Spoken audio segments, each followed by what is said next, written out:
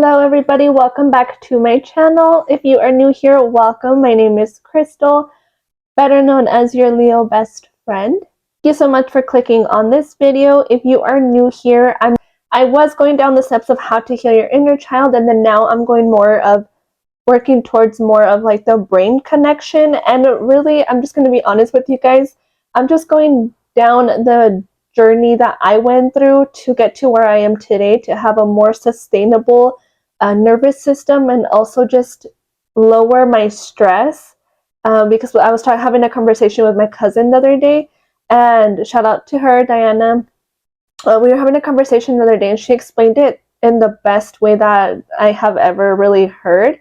And she was saying how trauma is really just stress. And it's so true, because our nervous system gets that stress, and then therefore we get triggered, and that's where it comes from.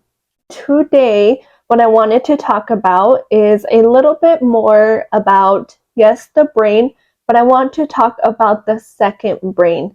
And you're going to be like, what do you mean the second brain? But yes, we have two brains. The other one is our gut. Our gut is technically our second brain, and our gut, our stomach, everything is connected to our brain. We're just all interconnected. And I wanted to give you guys like a little bit of facts, but also I'm going to recommend a book to you guys that you can pick up and do your own research on it. So I'll put the book here. It's called The Mind-Gut Connection. That book just breaks down every single thing that you can think of that has to do with our gut, from how it starts, how our gut is formed, and our stress is formed in our mother's womb. Then it goes to talking about like things that you can do to stop inflammation. I took some notes on it. I listened to that book, and one of my biggest takeaways that I wanted to share with you guys today before I go into what I'm going to talk about is how I was a big stress eater.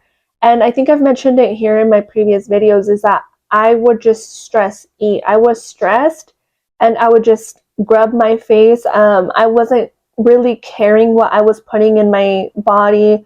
I guess I just wasn't paying attention to what I was eating. I ate and that was it. And then when I would feel anxious or when I was feeling stressed, I would gravitate towards food, because food just always made me feel good.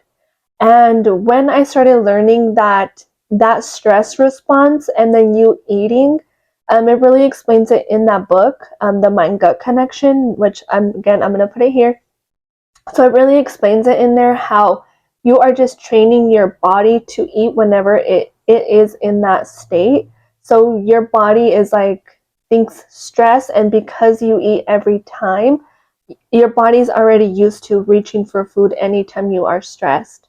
And I can say that I was there at that moment, because anytime I was stressed, I would grab some chips, I would grab some candy, like just anything to that matter. Whenever I was stressed, I would gravitate towards food.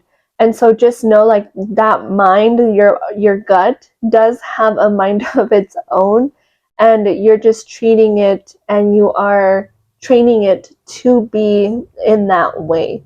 So that was my biggest takeaway of the book. Besides that, the second most biggest thing, if God ever gives me the opportunity to be a mother one day, I know that this book was a must read for women that want to be pregnant, because it talks about everything that you eat when the baby is in the womb affects the child.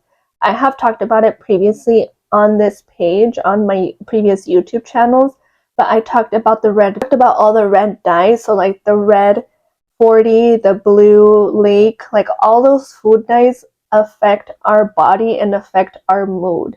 One of the biggest things it says in that book too is that our gut is connected to our emotions. Like, that's why you get that gut feeling. With that feeling in your gut, that is your second brain. That is when your gut is active and is working. So the more that you are able to clear your gut, the better that your instincts will get. And that is connected to your intuition too. So the reason and what I'm going to talk about today, and it might be super short, this video might be super short, but I did want to make it short and just to the point. One of the biggest major things that my life that I made the change was changing my diet. And I don't want to call it a diet because it's more of a lifestyle now that I've chosen to eat in this way. And when I was reading the book, The Mind Gut Connection, and I saw that they mentioned this certain diet in there, I was like, praise to me because I'm doing something good. I don't know, it just feels good when you are doing something and then you see that it actually has scientific effects. It just makes it that much better. But what I wanted to talk about this video is, yes, your mind and your body are connected. And the reason that a lot of those foods, like the red food dyes, all those food dyes, the processed food, the reason that it's bad for your body is because it inflames your body. Your body gets this inflammation. And with this certain diet, it helps reduce inflammation. So the diet, I'm going to put a screenshot here, and it's the Mediterranean diet.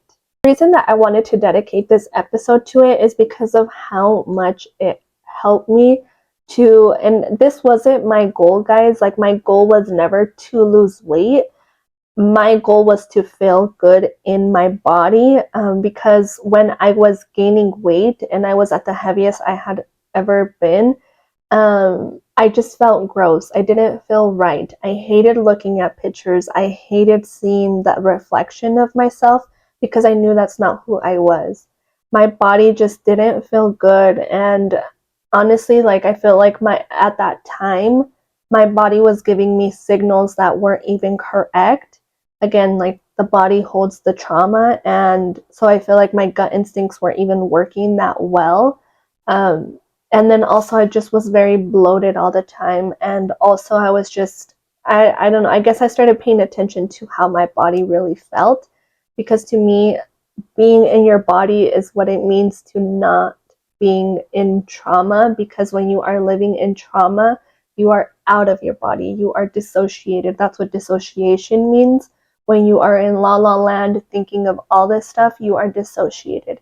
And so for me, being able to learn being in my body is what it means to be in this present moment, and having my body feel good, having my body not feel bloated has really made such a difference in not only in my body, but also my mental health.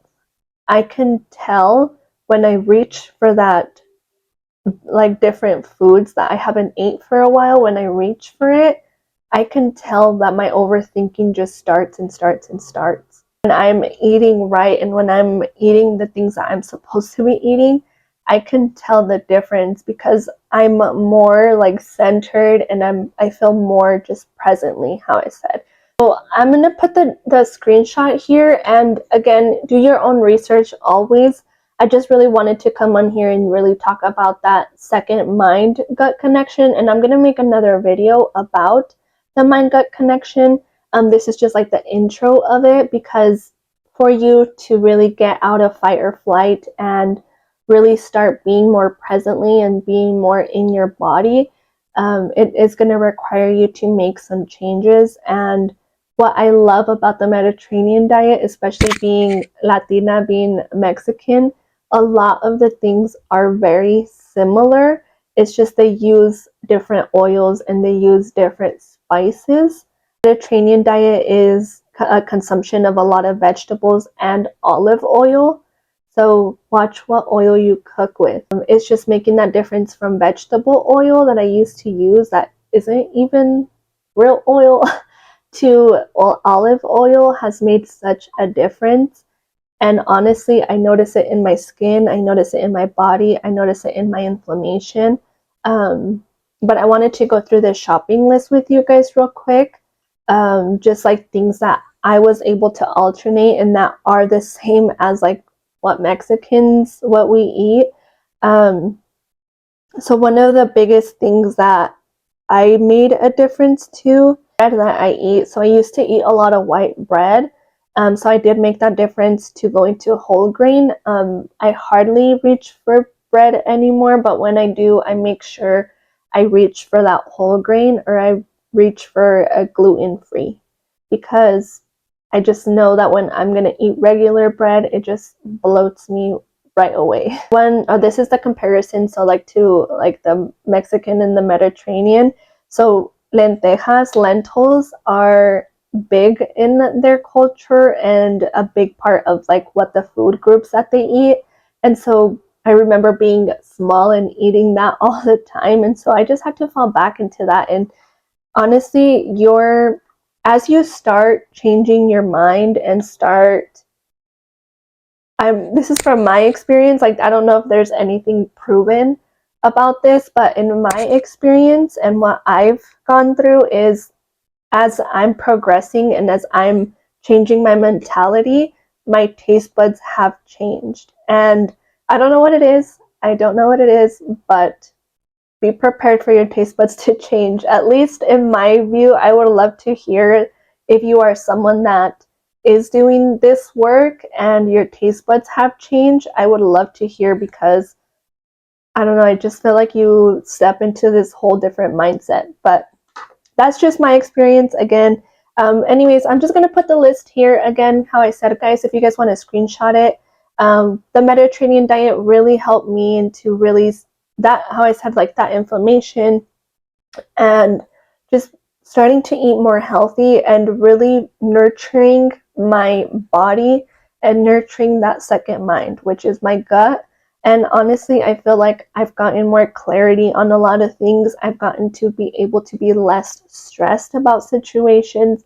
It's gotten me to be more present. And I don't know, I think what we eat has 100% effect on how we feel.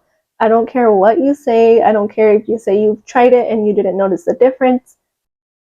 You didn't try it long enough, but yes, the Mediterranean diet I would recommend. If you have any questions, my DMs are open about the Mediterranean diet if you want to know how to get started. Honestly, when I started this, I just went to Pinterest and I just Googled every single recipe. And what I love is that you can like alternate different things. And I'll share one this week on my Instagram of a Mediterranean dish that I love, like hummus and all that. Just know that reason for this episode, maybe you're going to be like, why did you even record that? Reason is because in order for you to want different, you have to make different choices. And again, I'm going to give this disclaimer. It worked for me. Doesn't mean it's going to work for you, but at least try it and give it a try. If you're someone that wants to start regulating your hormones as well, this will help you too, because your body is used to what you feed it. And so if you are feeding it all this processed food, then obviously it's going to start rejecting certain stuff and not produce enough hormones. But when you are feeding it nutrients and good things, it's going to reproduce. So again, if you are someone that's working on your hormonal balance, try it out. Maybe it works out for you. But I will leave you guys there. I'm just going to send a quick prayer to all of you to have a very, very thankful Thanksgiving, and a prayer to my family and friends. Just know that you guys are a big part of my heart and will always will be. I love you guys, and I hope you guys have the best Thanksgiving ever. From my heart to yours, take care. I love you guys, and remember, every single day is a new opportunity to grow. I love you guys, and I'm forever, ever, ever thankful for each and every one of you. Bye.